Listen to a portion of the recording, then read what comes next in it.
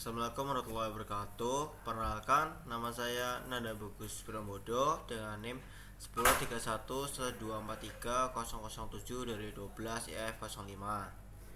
Perkenalkan, nama saya Ilmi Hakim Ramadhani dengan NIM 103112430016 dari kelas IF 1205. Jadi pada kesempatan kali ini kami membuat aplikasi aplikasi pelacak ramah lingkungan berbasis karbon. Jadi tujuan kami di sini ingin melacak seberapa besar aktivitas kami atau aktivitas manusia dalam menghasilkan jejak karbon. Di sini kita akan melakukan demo terlebih dahulu.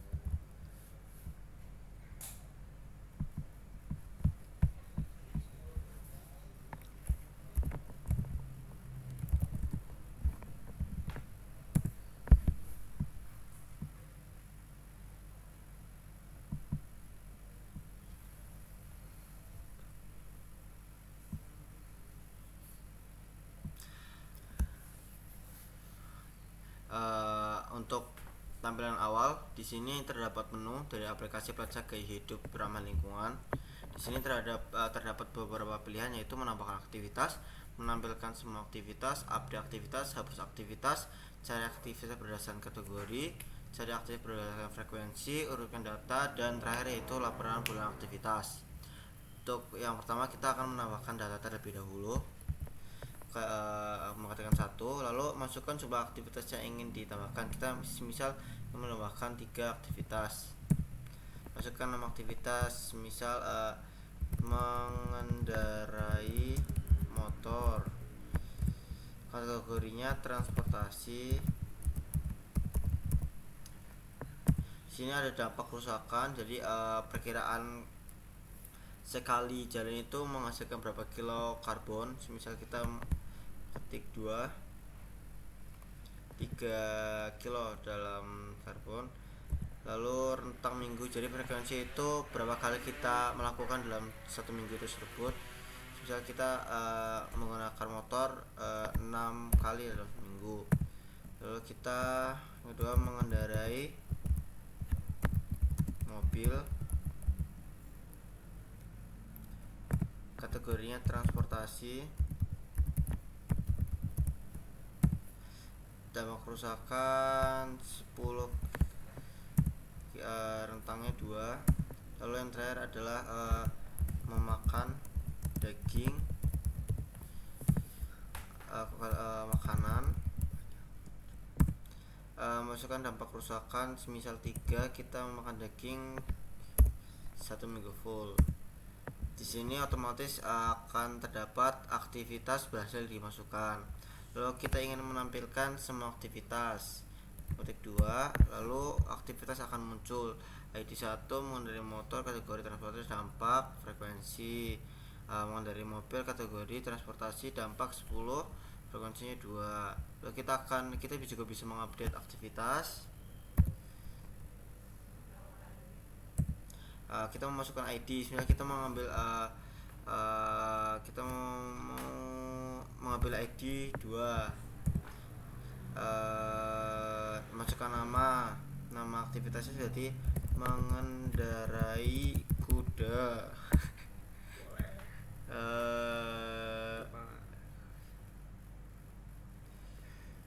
Empat, 6.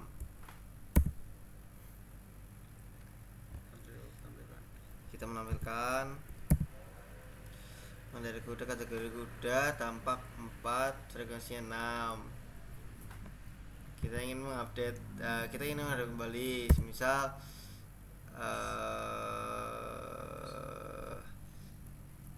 kita ingin menghapus data. Kita memasukkan ID yang ingin dihapus. Kita ingin menghapus ID nomor 2. Lalu kita menampilkan, maka ID nomor 2 otomatis kehapus. Lalu kita ingin mencari aktivitas berdasarkan kategori. Ini menggunakan sequential.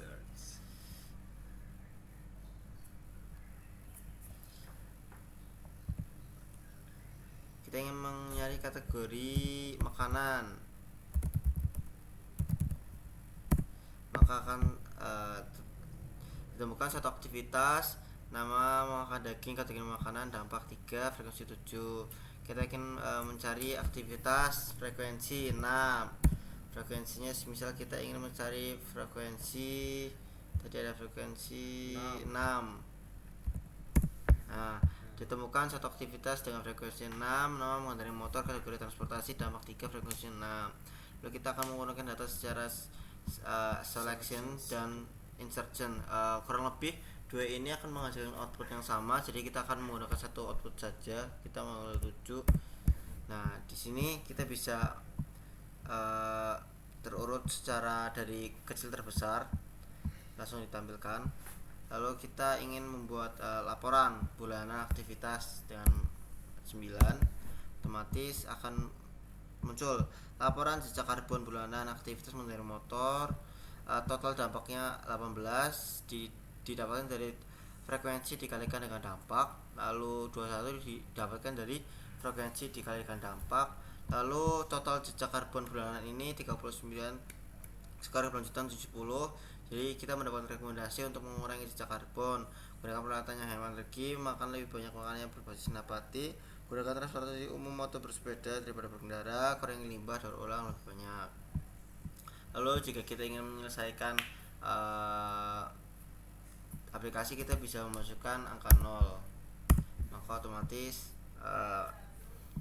codingan akan berhenti.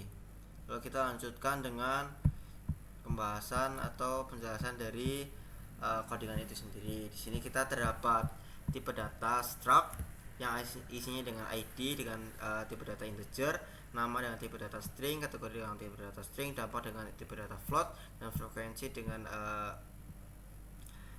integer. Lalu ada struct yang itu aplikasi yang terdiri dari aktivitas.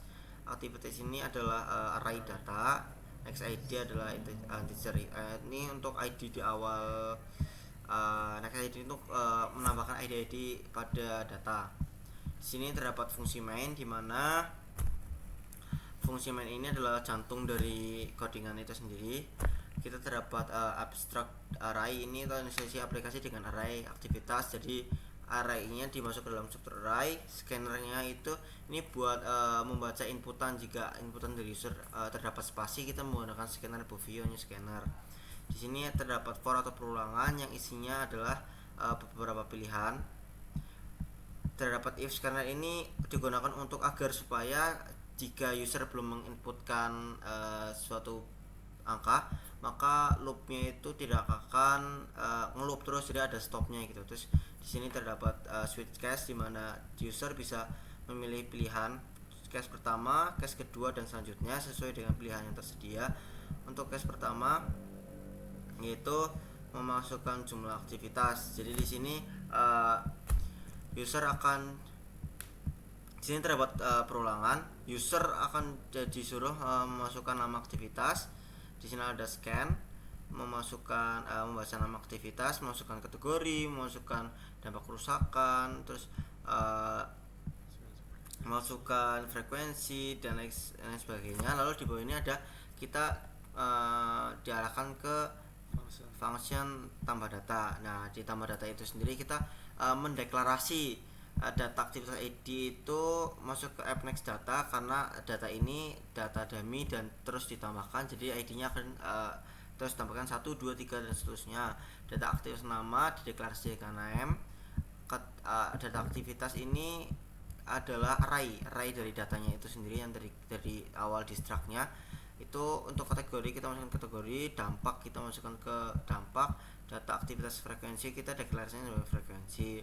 Nah, fungsi append di sini adalah untuk menambahkan data ke dalam array. Next ID ini adalah untuk menambahkan ID di awal, dan ini print attribute berhasil dimasukkan jika user selesai menginputkan atau berhasil menginputkan data ke array. Lalu kita masuk ke case yang kedua, yaitu list aktivitas. List activities ini adalah menampilkan seluruh data di dalam array yang telah kita masukkan. Jadi di sini ada perulangan if learn, berarti Jika array-nya itu sama dengan kosong, maka outputnya adalah tidak ada data yang tersedia. Dan jika ini lolos, maka berarti ada data yang tersedia. Di sini terdapat perulangan for i learn. Di sini berarti kita akan mengulangi perulangan hingga jumlah array-nya itu. Maka kita akan mengulangi atau kita akan menampilkan nama, kategori, dampak, frekuensi, dan juga ID. Lalu kita masuk yang ketiga, yaitu case nomor 3, yaitu update data yang akan dijelaskan oleh Hilmi Hakim. Oke, untuk yang case ketiga di sini ada untuk membaca ID aktivitas yang ingin diupdate. Nah, ini ada di line nomor 79. Nah, kemudian di sini ada function update data. Kita memanggil fungsi untuk mengupdate data ya.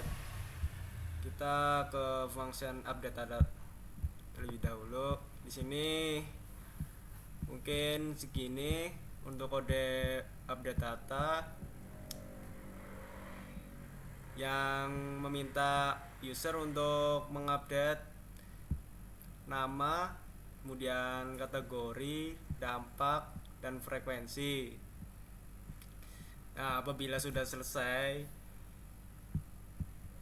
nantinya akan menampilkan pesan sukses, yaitu aktivitas berhasil diupdate. Nah, apabila ID tidak ditemukan, akan menampilkan output aktivitas dengan ID tersebut tidak ditemukan. Kemudian untuk case selanjutnya itu ada case 4.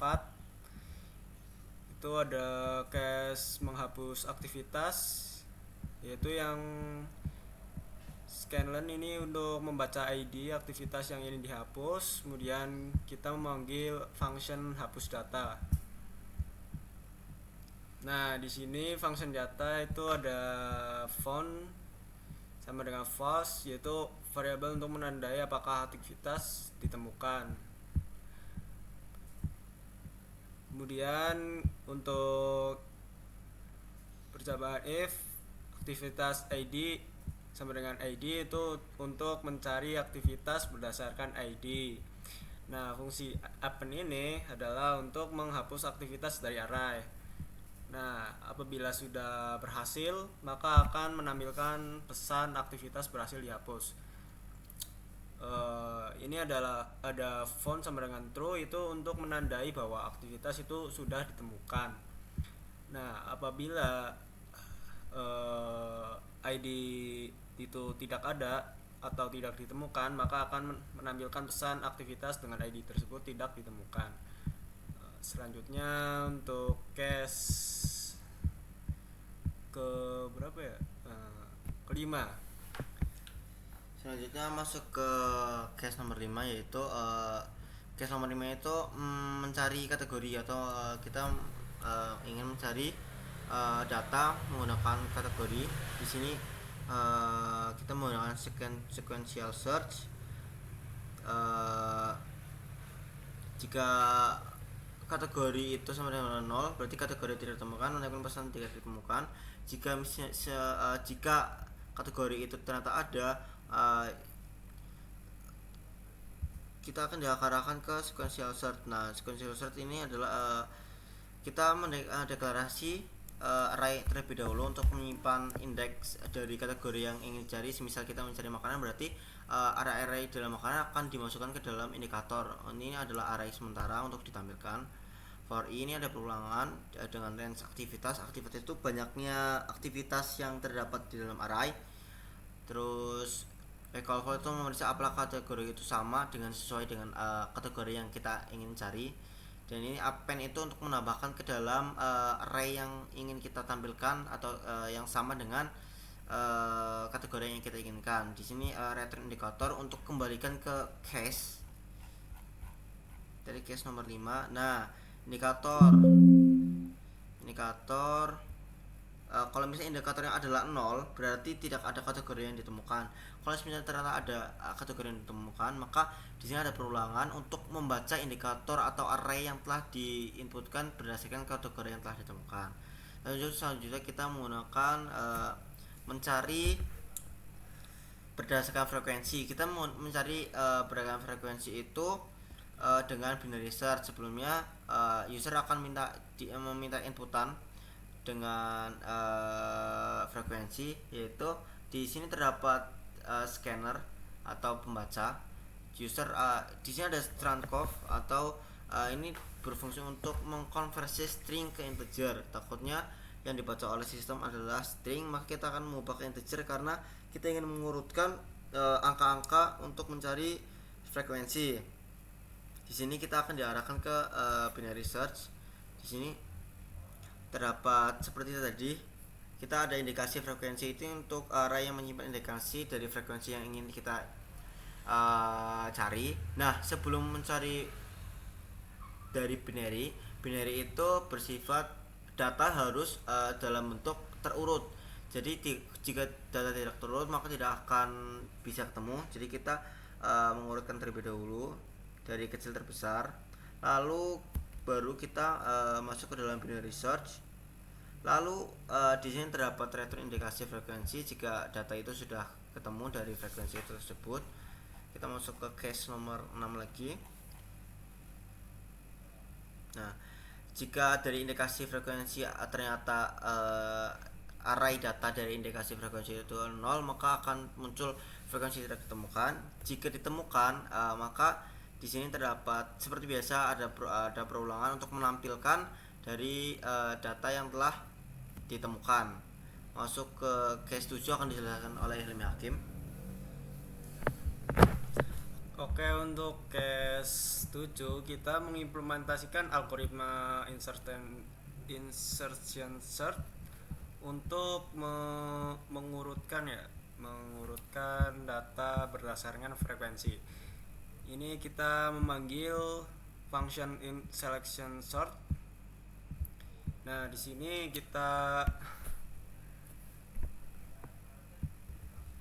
kita mengurutkan slash app aktivitas berdasarkan frekuensi secara ascending, yaitu dari kecil terbesar.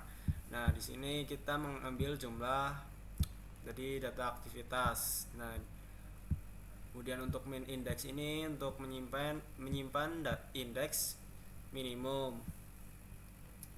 Nah, pada setiap iterasi luar mencari elemen dengan frekuensi terkecil di bagian yang belum terurut dan menukarnya dengan elemen di posisi saat ini.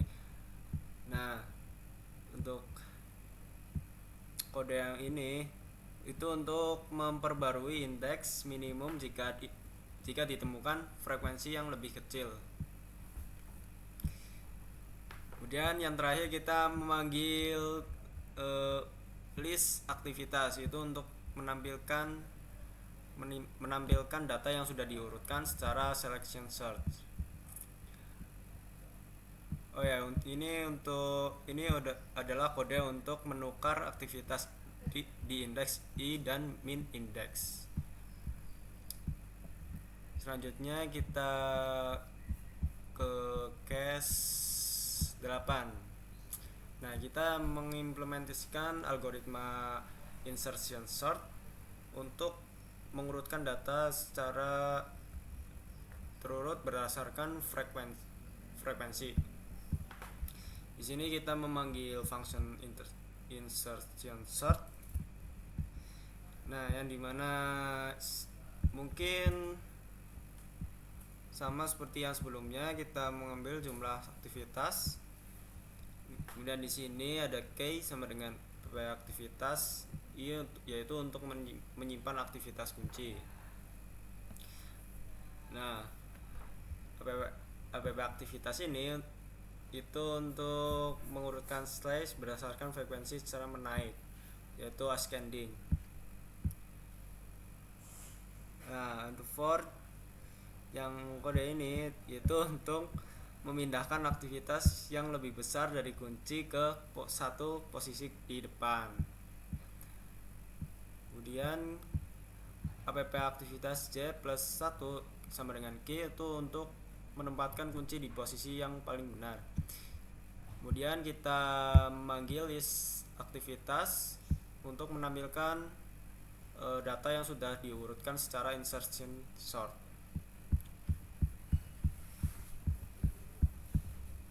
Kemudian untuk case yang 9, untuk case yang 9 itu adalah case rekap bulanan atau fitur utama atau fitur yang dari kami, yaitu di sini rekap bulanan adalah rekap dari seluruh aktivitas yang terdapat di array. Kita akan mengolah data, yaitu kita akan mengambil aktivitas berdasarkan indeks. Ini kita mengambil aktivitas, lalu kita menghitung total dampak. Itu kita menghitung total dampak, jadi kita akan mengalihkan dari awal tuh ada frekuensi dan ada dampak. Nah, itu akan dikalikan, ntar akan menampilkan total dari keseluruhannya. Lalu kita akan di sini akan menampilkan total jejak karbon. Di sini akan menampilkan total jejak karbon dari total dampak. Total dampak itu dari tadi yang ditambahkan semua total dampak dan dari aktivitas. Lalu ada skor keberlanjutan. Ini mengambil dari nilai skor keberlanjutan itu kita dapat dari mana? Sebelum lanjut, kita akan di sini ada function skor keberlanjutan, di mana di sini semua aktivitas dihitung. Jadi jika awal itu ada percabangan, kalau misalnya ternyata aktivitasnya kosong, maka returnnya itu 100 atau penilaiannya itu sangat bagus, jadi tidak ada karbon yang dikeluarkan. Kita akan ini total impact dan total frekuensi adalah variabel untuk menyimpan total dampak dan frekuensi. Ada perulangan di mana kita akan menghitung total dampak. Menghitung total dampak itu dari total dampak dan dikali sama frekuensi. Nah, jadi total frekuensi itu menghitung total frekuensi ini untuk jadi ini akan hasil frekuensinya akan direturn atau akan dikembalikan lagi. Nah, ini semisal ini dan ini kita menghitung rata-rata frekuensi dari hasil perhitungannya tadi dengan cara total impact yang telah dihitung tadi dibagi sama total frekuensi dari arraynya itu sendiri. Lalu dari 100 kan penilaian kita paling mentok itu 100 dikurangi dengan rata-rata yang telah dicari. Lalu akan return score. Nah, return score ini akan kembali ke bagian function rekap bulanan. Nah, nilai itu skor keberlanjutan yang tadi di return. Jadi dia terdapat percabangan. Jika nilai lebih dari 80, maka akan ada apresiasi kerja bagus terus telah mempertahankan kebiasaan ramah lingkungan. Dan jika nilai lebih dari 50, maka akan terdapat apresiasi pertimbangan untuk mengurangi aktivitas. Dan jika nilai adalah kurang dari 50 hingga 0, maka akan ada rekomendasi untuk menggunakan peralatan hemat energi, makanan yang lebih berbasis nabati dan lain sebagainya. Lalu kita masuk ke case 0. Itu case 0 adalah case dimana dia akan menghentikan semua looping dari menu itu sendiri. Mungkin codingan untuk aplikasi ramah lingkungan segitu dari kami, mungkin menjelaskan segitu. Dan untuk apa saja yang saya dapatkan saat mengerjakan tugas ini adalah ternyata codingan sangat kompleks dan banyak, jadi harus dipipil secara matang-matang. Itu mungkin dari saya. Kalau mungkin dari Hilmi, pesan ya. ya Mungkin kita belajar banyak dari mengurutkan data atau mencari data, mungkin seperti itu. mungkin dari kami sekian. Jika ada kesalahan mohon dimaafkan. Wassalamualaikum warahmatullahi wabarakatuh.